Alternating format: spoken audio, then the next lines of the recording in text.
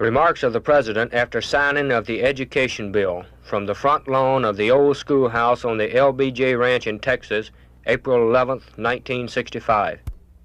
Ladies and gentlemen, I want to welcome to this little school of my childhood many of my former schoolmates and many who went to school to me at Cotulla and Houston and San Marcos, as well as some of my dear friends from the educational institutions of this area.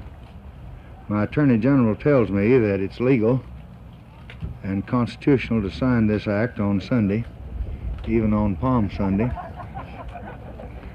My minister assured me that the Lord's Day will not be violated by making into law a measure which will bring mental and moral benefit to millions of our young people. So I've chosen this time and this place for two reasons. First, I do not wish to delay by a single day the program to strengthen this nation's elementary and secondary schools. I devoutly hope that my sense of urgency will be communicated to Secretary Celebrezze, Commissioner Keppel, and the other educational officers throughout the country who will be responsible for carrying out this program. Second, I felt a very strong desire to go back to the beginnings of my own education, to be reminded and to remind others of that magic time when the world of learning began to open before our eyes. In this one-room schoolhouse, Miss Katie Dedrich taught 8 grades at one and the same time. Come over here, Miss Katie, and sit by me, will you? Let them see you.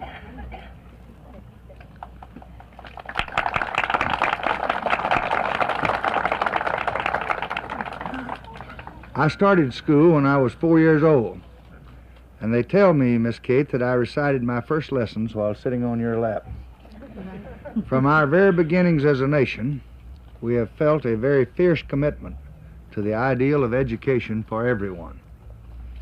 It fixed itself into our democratic creed. Over a century and a quarter ago, the President of the Republic of Texas, Miramar B. Lamar, proclaimed education as the guardian genius of democracy, the only dictator that free men acknowledge, and the only security that free men desire. But President Lamar made the mistaken prophecy that education would be an issue, quote, in which no jarring interests are involved and no acrimonious political feelings excited. For too long, political acrimony held up our progress. For too long, children suffered while jarring interests caused stalemate in the efforts to improve our schools. Since 1946, Congress tried repeatedly and failed repeatedly to enact measures for elementary and secondary education. And now, within the past 3 weeks, the House of Representatives, by a vote of 263 to 153, and the Senate, by a vote of 73 to 18, have passed the most sweeping educational bill ever to come before Congress.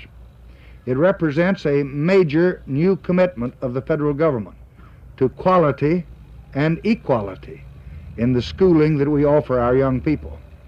I predict that all of those of both parties of Congress who supported the enactment of this legislation will be remembered in history as men and women who began a new day of greatness in American society. We're delighted that Senator McCarthy could be speaking to the University of Texas yesterday, and he came up and had lunch with me today and is returning to Washington with me at 7:30 in the morning.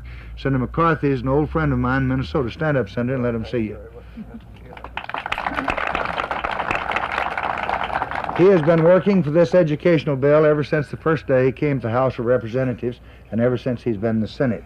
I'm delighted to have another good friend of mine who spent the weekend in his home district, McAlester, Oklahoma, and who came down here to spend the evening with me and returning in the morning. The distinguished majority leader of the House, without whose effort we never would have passed this bill, Carl Albert of Oklahoma.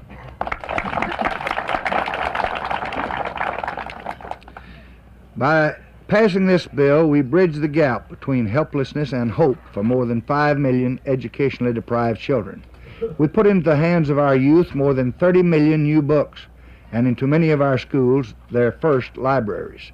We reduce the terrible time lag in bringing new teaching techniques into the nation's classrooms.